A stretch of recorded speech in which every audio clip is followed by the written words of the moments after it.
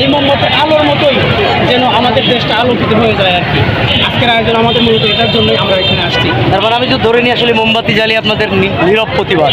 এটা তো অবশ্যই শিওর, এটা আমাদের নীরব প্রতিবাদ থাকবে, আমাদের ভয় ধরেই হবে।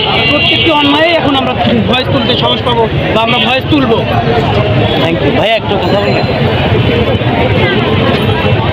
আজকে আসলে এই যে মোমবাতি জ্বালিয়ে আপনাদের কি বার্তা দিতে চাচ্ছেন আসলে?